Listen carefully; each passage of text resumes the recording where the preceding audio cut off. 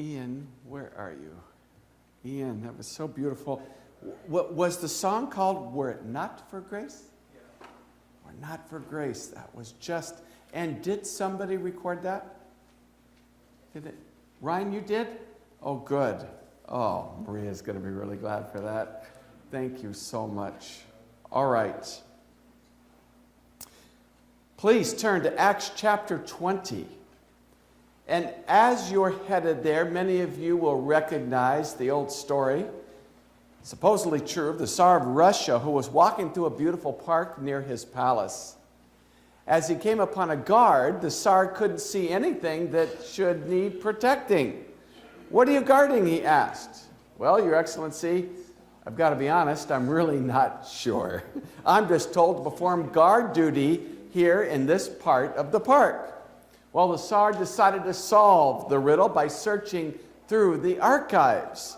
He found that 100 years earlier, Catherine the Great had received a rose bush for her birthday. She had it planted and sent a soldier to guard it for a while so it wouldn't be trampled while it was getting established. Each day, someone transferred the order to continue protecting the rose bush, even about 100 years after she died.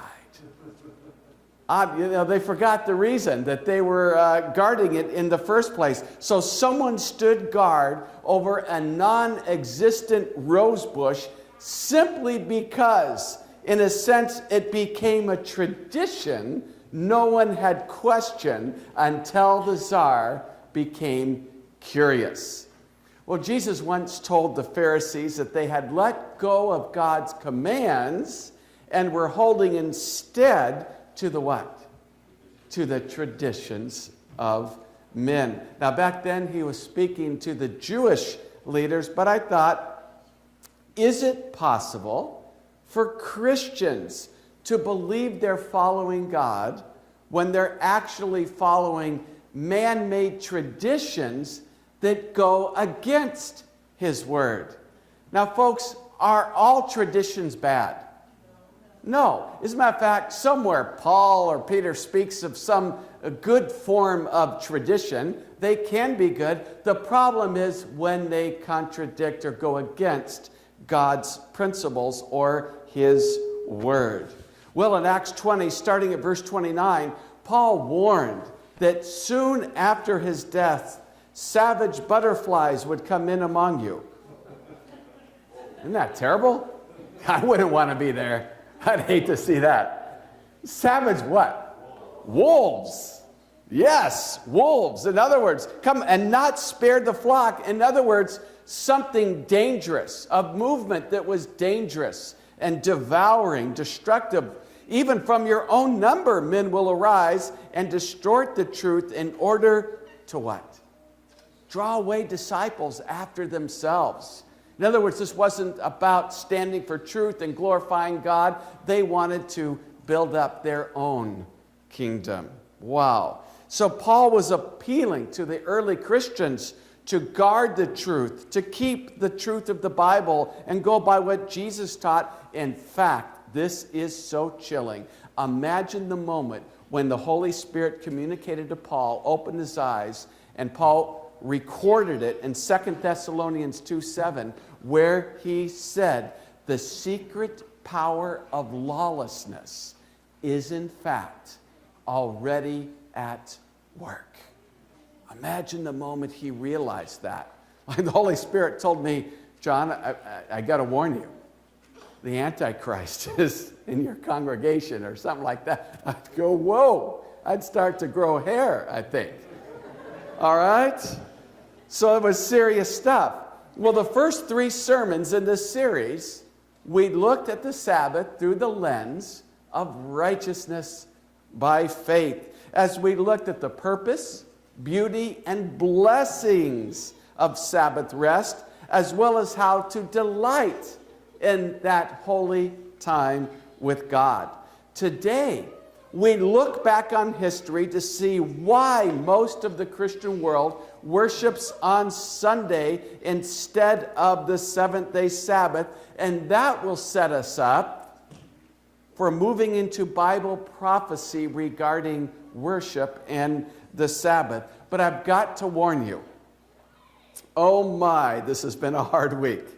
I've got to warn you, the message may be packaged a bit differently than you're used to hearing. Now, it wasn't to be provocative. It wasn't to upset the cart about our understanding of the truth of the change of the Sabbath. It remains firm, all right? But we may ultimately take a little different route in getting there, and I'm going to explain the reasons for that later on. Part of it is we want to try to help us answer our friendly critics who don't always agree with our claims about the change of the Sabbath. So we're going to offer some guidance with that. Do you think everyone believes as we do about the change of the Sabbath? No. So we need to look at that, and there are some newer challenges that have come up that may compel us to rethink the way we deal with this. For starters, true or false? Let's dig in. Most of the Protestant world agrees with us that the Roman Church changed the Sabbath. Is that true or false? Very good. They believed that in the time of the Reformation, didn't they? But that was a long time ago. Most no longer believe that because, after all, what would that do to their belief in sola scriptura? They'd have to admit they followed the lead of Rome instead of the Bible. So to avoid that, as you well know, most Christians today say, well, Jesus changed the Sabbath as soon as right after the resurrection. As soon as he was resurrected, the Sabbath was changed, and they claim you could find that change in the Bible. All right, so let's first address this, but we're going to do this quickly. The problem with that is that the first day of the week, Sunday, is mentioned 8 times in the New Testament, and none of them showed the Sabbath was changed. Now, we don't have time to cover those texts today, so here's what we've done. I have composed a study guide that addresses all of those 8 verses, and as well as all the major points that we'll be covering today, because we're going to cover a lot of ground. And if you email me, there are too many pages to pass out here and collate. If you email me, I will send you a copy, so you'll have all the references and points on your computer, all right, or mobile device. Just email me, and I'll get that out to you. That's $49.95. It's tax deductible. All right. Now, we're going to be extra thorough because we're going to bring up questions that you may not have considered before, and that's because, as you'll hear later on, we don't want you to be ambushed and caught off guard by some of the newer challenges that are coming to our lectures, our Adventist series when we present this topic. All right, in some places. All right, now, while the study guide explains how there's no change of the Sabbath in the Bible, there are actually Protestants who say, yeah, we agree to that. There wasn't a change. However, we believe the apostles changed the day, and even though there's no record of it. So what do we say to that? Well, first of all, where's the proof? Where's the proof? But the good news is the evidence actually goes in the opposite direction. So I'm going to give you don't have to do what I do, but in trying to come up with an apologetic for some of these new challenges, I'm going to share with you some of the things I might say. I may have to refine it over time. I may have to experiment, but here's what I've got for you today. I would simply ask, well, look, wouldn't replacing Sabbath with Sunday be a huge deal? And they'd probably say what? They should agree. replacing Sabbath with Sunday is a huge deal. Since the Sabbath was at the heart of God's law, and it was all that the apostles had practiced their entire life, so for the Sabbath to change, that would be a huge thing to accept. And then we could say, well, if they were so quick to replace the biggest part of Judaism, like the Sabbath, well, you'd expect them to easily break away from the smaller issues as well. But again, I'm going to show you the opposite happened. In Acts 21, Dr. Luke characterizes the Jerusalem church as being zealous, not for the gospel, but they were, but for the law. They were still saying, we need to uphold the law, even though we now have the gospel. Then the apostles held the famous Jerusalem what? The council, right? Where they decided what kinds of things were necessary for non-Jewish converts to obey. Non-Jewish converts, otherwise known as Gentiles, all right?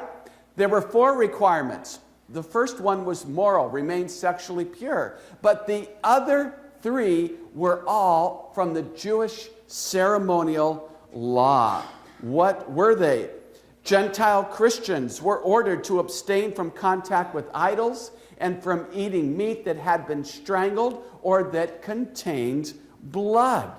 So if they believed they needed to remain that Jewish in their newfound faith, it'd be unthinkable for them to change something as significant as God's holy Sabbath. So it's not at all consistent with their continued obedience to the law. All right, at least we have something to say about that. So how did the change come about? Well, there were several factors that gradually, progressively took place over time that led to the promotion and adoption of Sunday keeping. The first was the growing culture of anti-gravity?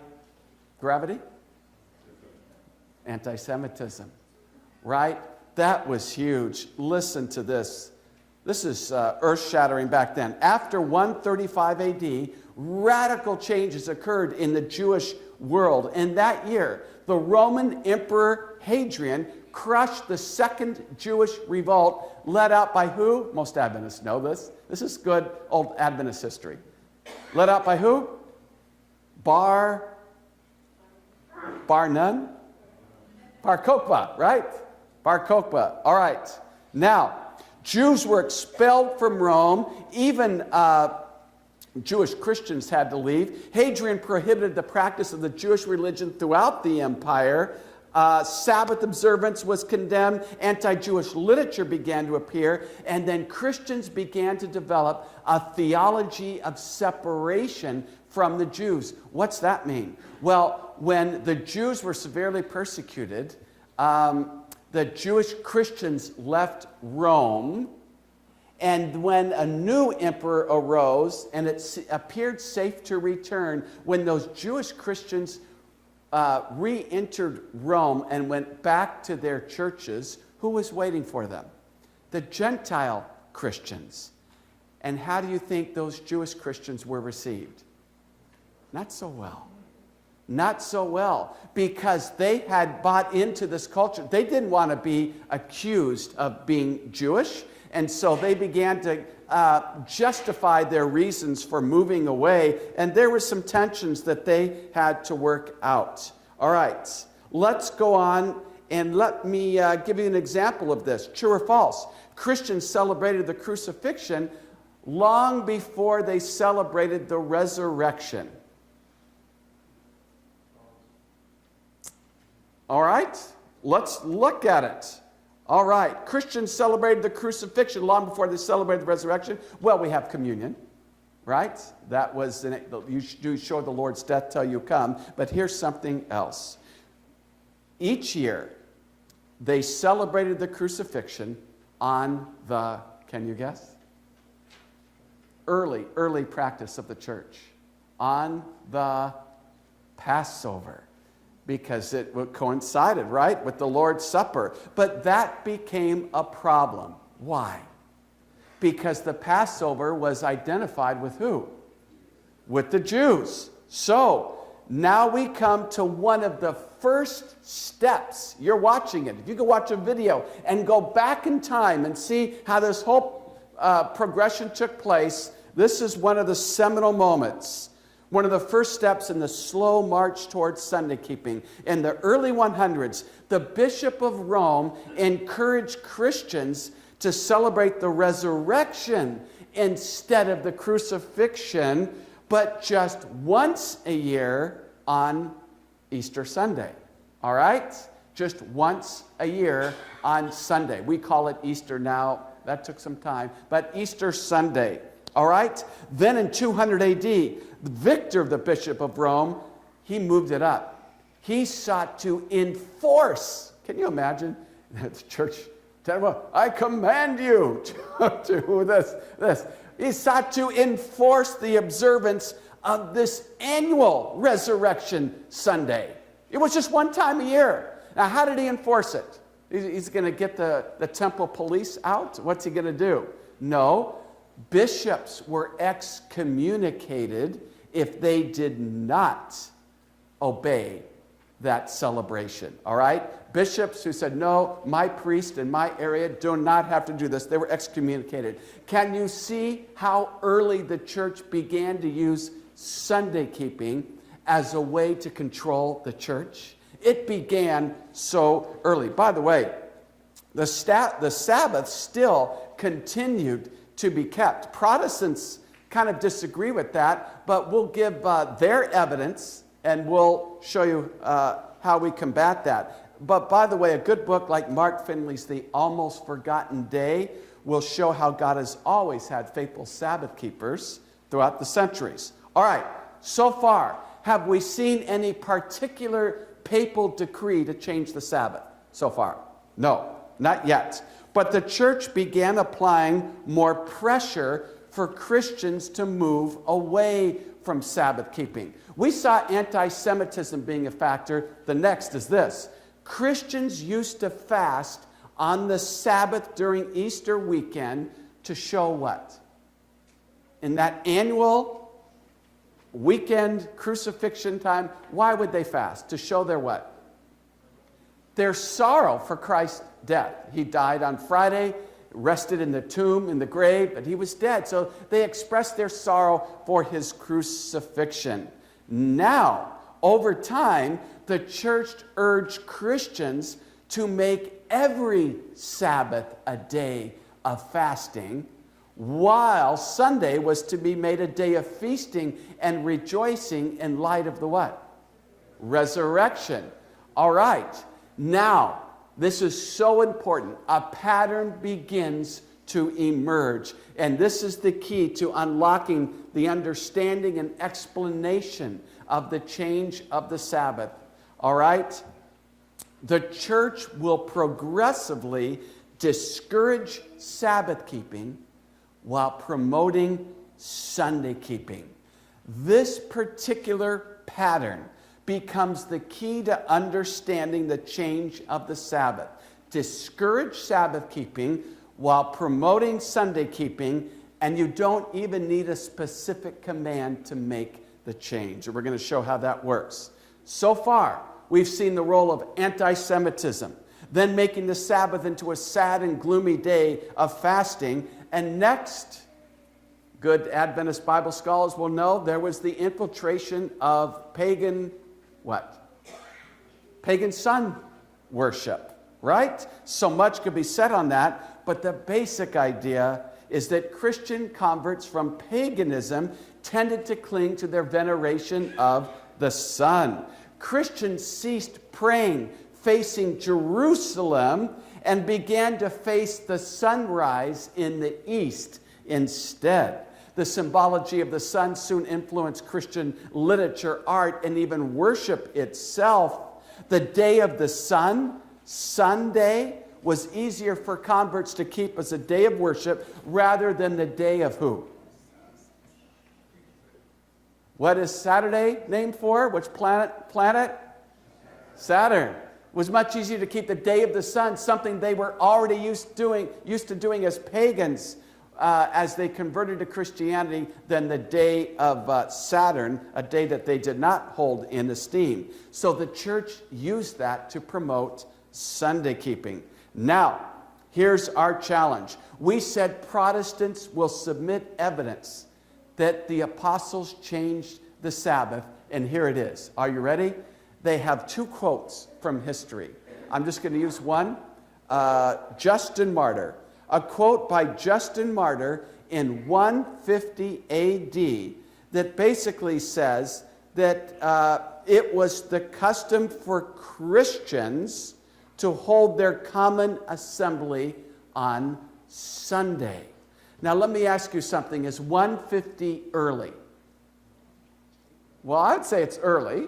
It's early in, when did John die? About 90? About 90? So this isn't so far removed. It may be relative, right? Whatever's in, I understand. But compared to 300, 500 AD, 800, 150 is still very close to the apostolic time. All right. So then, they say, you Adventist, and you could read it on the internet, which I have, you Adventists are wrong about saying it took time for Sunday keeping to appear and be established. Here is proof. Justin Martyr said as early as 150 that it was the custom for Christians to hold common assembly on Sunday. Well, I guess that ends this discussion today. Thank you for coming. I appreciate that. The solar rays? What? What'd you just say? Solar scriptura. Oh, solar scriptura. That's a good one. That's a good one. All right, now, here's what I would say to that, all right? They're showing, Protestants say there's the evidence Sunday keeping was quickly embraced by Christianity. Well, I'd say that they're leaving out all the other pertinent evidence. Some 250 years later, in 400 AD, Augustine, better say it that way or the Brits will bite your ear. Augustine, the most famous bishop and theologian of the early church, wrote a letter to Jerome. Anyone know who he was? He was the famous translator of the Latin Bible, first Bible in Latin from the Greek, all right? He wrote a letter to him urging that Christians not be persecuted for keeping Sabbath instead of Sunday, because he said the seventh-day Sabbath was observed, quote, in the greater part of the Christian world. That is 250 years after Justin Martyr. And then in 450 AD, a church historian living at that time wrote, almost all churches throughout the world celebrate the sacred mysteries of the Sabbath. Except the Christians of Alexandria and Rome, who have ceased doing this on account of some ancient tradition. Two points to note there. Most people were still keeping Sabbath. Plenty of Sabbath keepers, at least for him to make that kind of statement. Augustine was no soft-headed mind, right? He knew what he was saying. Thirdly, the greater part of the Christian world, I'm going to lose my point here. Why did it say except in Alexandria and Rome? I told you a couple minutes ago. Because a couple hundred years ago, remember he said on account of some ancient tradition, they ceased doing this? Because it was from Rome, the headquarters of the church, where they began to discourage Sabbath keeping by making it a fast day. So the Christians there began separating from the Sabbath, but everywhere else, they, for the most part, were still keeping it. So what do we have here? The Justin Martyr quote was just cherry picking, right? Most of Christianity still kept it. All right, as time went on, most were just keeping the Sabbath solely. We only just kept the Sabbath. However, some also began keeping both days. And there was encouragement for that. Listen to this. Very interesting. 4th century document called the Apostolic Constitutions said, "But keep the Sabbath and the Lord's Day festival of Sunday, because the former is the memorial of creation and the latter of the resurrection." They went on to say, "Let the slaves work 5 days, but on the Sabbath day and the Lord's Day, let them have leisure to go to church for instruction for piety." Isn't that interesting? So they were actually promoting the keeping of both days. I was just kind of imagining some guy saying, "Hey, look, okay, let's all get along here. All right, let's just keep both days, and no one's going to be angry. No one's going to get upset. We'll get the best of both worlds." And that continued. In the late 4th century, Gregory of Nyssa referred to the Sabbath and Sunday as sisters. And one person spoke of how beautiful it was for the team of the Sabbath and the Lord's Day to come together. Does it sound to you like the Sabbath had been extinguished by then? No, not at all. It was still in use. So how then did Sunday observance come to be the majority practice? All right, let's take you to something you're very familiar with. Along with the factors we already mentioned, Constantine, the emperor, made Sunday a civil rest day in 321 AD. Was that a command to go to church? What was it? It was a command to rest. It was a command that no work should be done except, I think you said it. No work to be done except in agriculture, in the fields, right? Because hey, we need food, so you better stay out there, all right? So that was a civil decree. All right, Protestants say you Adventists have no right bringing this point up. Read the literature. They say you have no right bringing this up because this was not, you always say this is the great Sunday law. Well, I would not characterize this as the great Sunday law. However, something most Adventists don't know, while there was nothing Christian about the law, he was urged by the bishops to make it. Now, why would the bishops urge the emperor to make this day, civil day of rest? What benefit would it be to the bishops and the Catholic Church?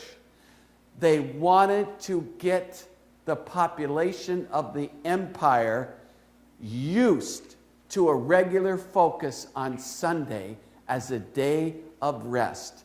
They were shrewdly biding their time until it was right for the religious aspects to be brought in. And that's what we need to say in conjunction when we bring up this law. Now, one of the biggest developments came just 3 years later when Sylvester became the first bishop of Rome to introduce the idea that Sunday was now the Lord's Day and all the Sabbath rest and holiness of Sabbath was transferred to the Lord's Day on Sunday. Now, Protestants will say, again, you Adventists, you're misusing, you're misquoting, you're taking things out of context. They'll say, first of all, you call him Pope. Much Adventist literature says Pope Sylvester. The problem that they throw back at us is we like to say that there were no popes until 458 when Justinian made the Bishop of Rome the first official pope. So they say, so I don't argue with that. I just say, well, here's what happened. The Bishop of Rome, the most influential head of the church by that time, and he was, though it was not some official papal decree, because they'll argue with you about that, I just say he established the idea. He got people thinking that, oh, with their influence and the authority of the church, he got Christians thinking, oh, the holiness and solemnity of Sabbath has now been transferred to Sunday. If the Pope were to keep repeating things to Catholics today, Catholics would get the idea this is what God believes, right? The same thing happened even though it may not have been an official decree. All right, now, nothing officially again changed. It was that pattern of pressure to discourage Sabbath keeping and to promote Sunday in its place. However, it wasn't long until the church promoted the idea that it wasn't just illegal to work on Sunday, it was also, can you guess? Sinful. It was also sinful. 364 AD, the Council of Laodicea said, Christians shall not Judaize and be idle on Saturday, but they should especially honor the Lord's Day on Sunday. If they do any work on Sunday, they shall be shut out from Christ. Now that's a huge development. What did we say about the pattern? Pressure to discourage Sabbath keeping. There, way more pressure. Promote Sunday keeping. If you do work on Sunday, it is a sin. You'll be excommunicated. So there's the penalty of the church. It became a sin to not keep Sunday. All right?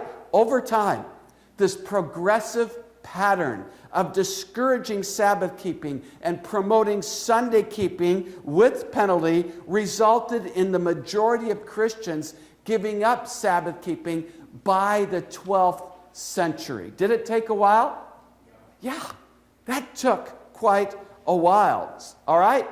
Now, so far we've tried to show how the church changed the Sabbath, not so much by papal decree, and we'll show why that's important, but by this progressive pattern we're discussing. However, it was the only religious system who could use their authority, power, and influence to get that done. And as a result, they were able to institute the change and ultimately take credit for it.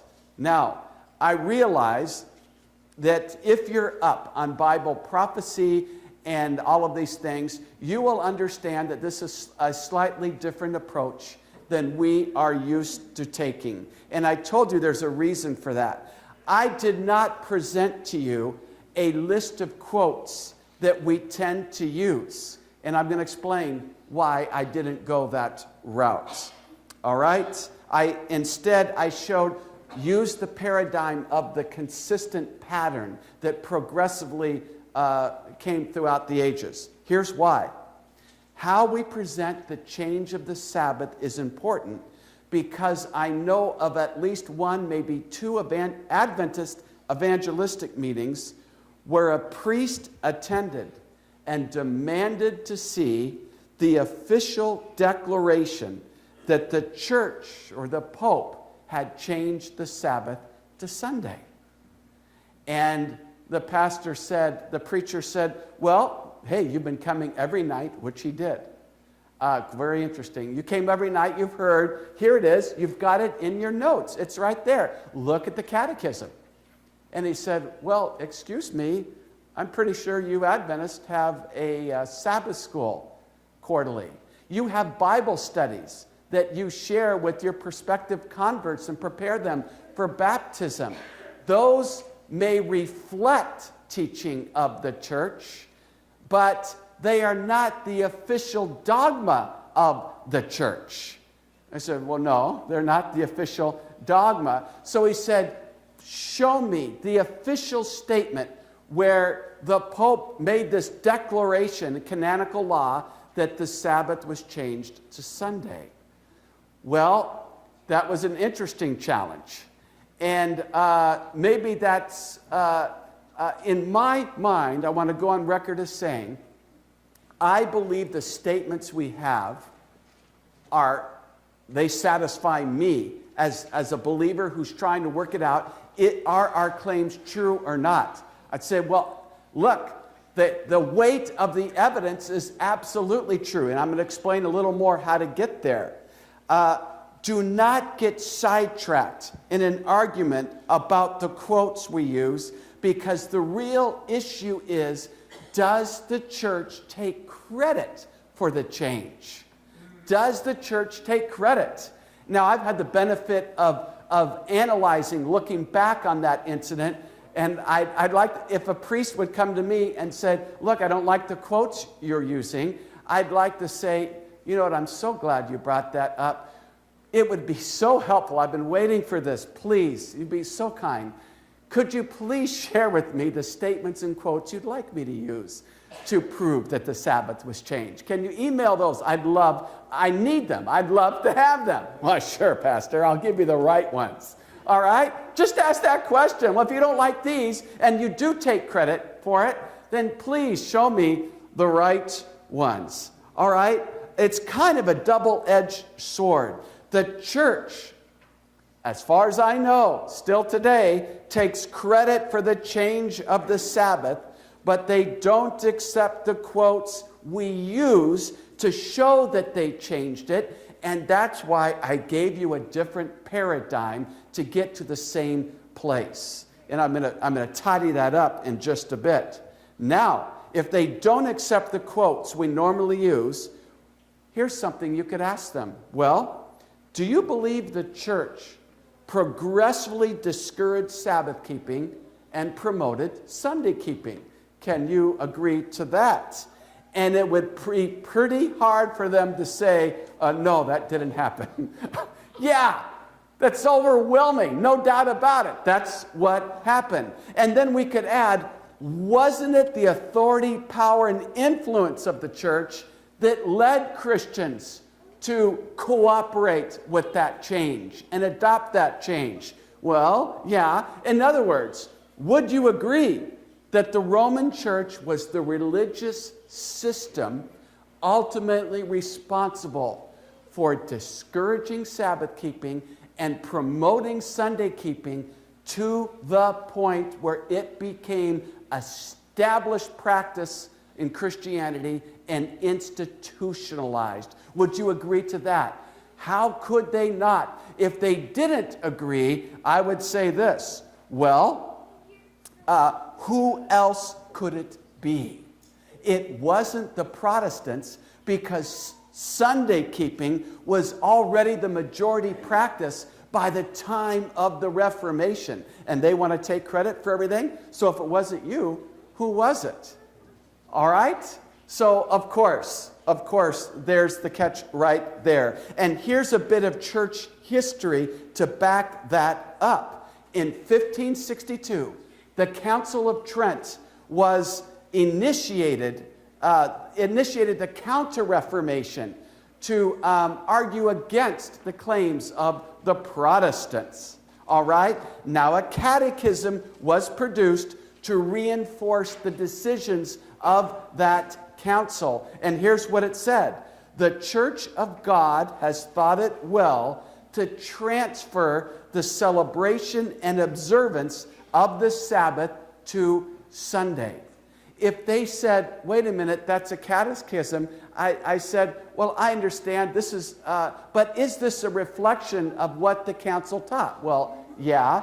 Does it go against the historicity of what the council taught? No. So though it's not an official document with the imprimatur of the Vatican, it accurately reflects what happened at the council. Well, yes. Okay, so the history is true. Yes, all right. Well, having said that, in addition, there's a transcription of a sermon by an archbishop at the council who said this.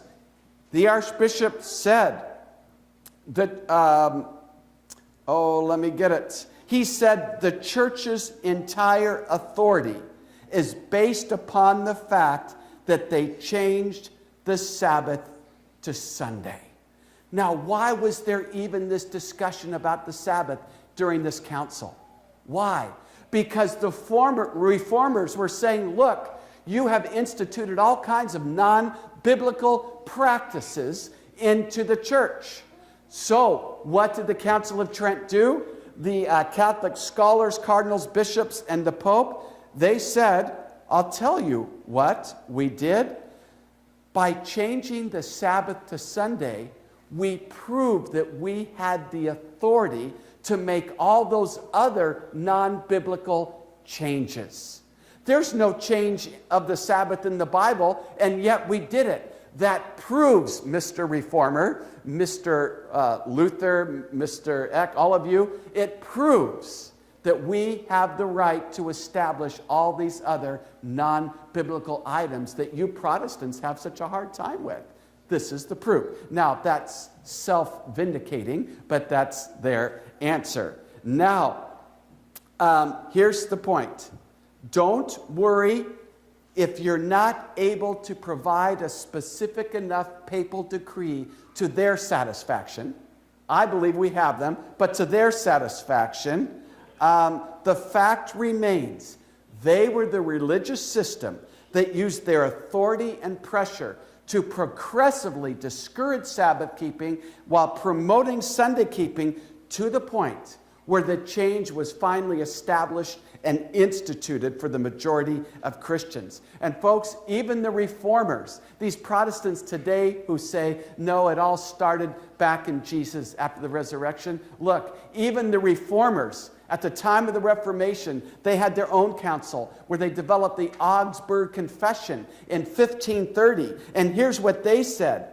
The Reformers said the Catholics allege the Sabbath change into Sunday, the Lord's Day, contrary to the Ten Commandments. Great, they say, is the power and authority of the church, since it dispensed with one of the Ten Commandments.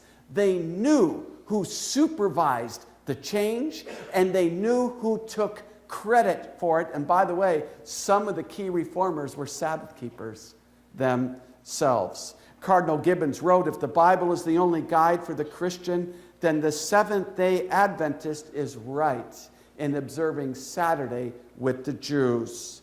And then referring to Protestants in general, he said, is it not strange that those who make the Bible their only teacher should inconsistently follow in this matter the tradition of the Catholic Church? Folks, today, I want to do more than just help you be a better historian or defender of the faith. After all, what good is knowing all about the change of the Sabbath if you haven't let the Lord of the Sabbath change you? What good? And think about this. Oh, I just love this thought this week. If God said, you know what? I've got an offer for you. I'd love to take you up to heaven with me on a 24-hour vacation every single week. And I promise we'll have the most meaningful, joyful time together. How many of you would sign up for that vacation? And anyone here who said, no, that's really not for me. I'm kind of busy. No, I mean, wouldn't that be wonderful? Think of all the just amazing, astonishing wonders and things we'll learn, let alone being in God's presence and having Him feed and transform and heal our soul. You know what? I would dream about that all week. I'd orient my whole life preparing for that weekly vacation. I couldn't wait for it to begin. Well, folks, Sabbath is about as close to that as we could get on this sinful planet. So don't forget, the real change of the Sabbath is what can happen to you and me as we spend that 24-hour weekly time with Him. Let's stand to sing together, Don't Forget the Sabbath.